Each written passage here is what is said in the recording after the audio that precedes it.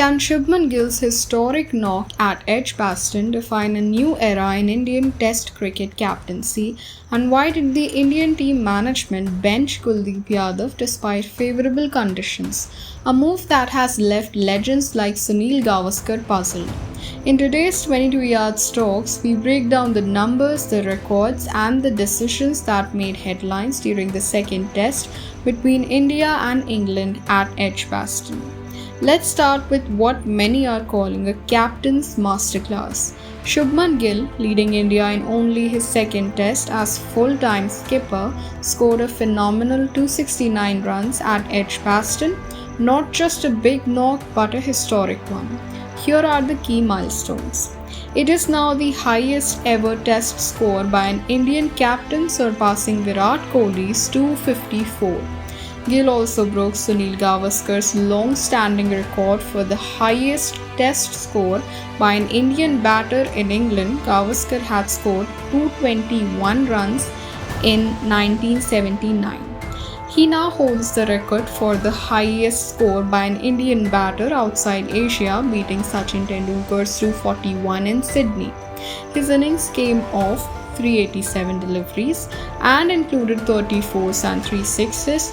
With this, Gill also became the first Asian captain to score a double hundred in SENA countries, that's South Africa, England, New Zealand and Australia. The partnership of 203 runs with Ravindra Jadeja further solidified India's total of 587 in the first innings, putting the team in a dominant position early on. But while Gill was rewriting record books, another decision stirred debate.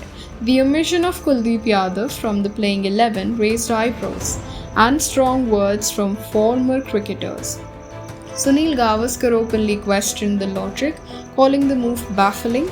According to him, Edgbaston was offering turn, and Kuldeep, who has recently shown consistent wicket-taking form, should have never been cleared. Gavaskar stressed that India's batting wasn't under threat, especially after scoring over 800 runs in Leeds, and what they needed more was a wicket-taking spinner, not extra batting depth. The team instead opted for Washington Sundar and Nitish Reddy, bringing in utility players who could contribute with the bat, a decision that some see as a defensive strategy. So what does this mean going forward? Shubman Gill's knock may well mark the arrival of a new generation of Indian leadership in Test cricket, but selection choices like Kuldeep's omission remind us that strategic clarity remains a work in progress.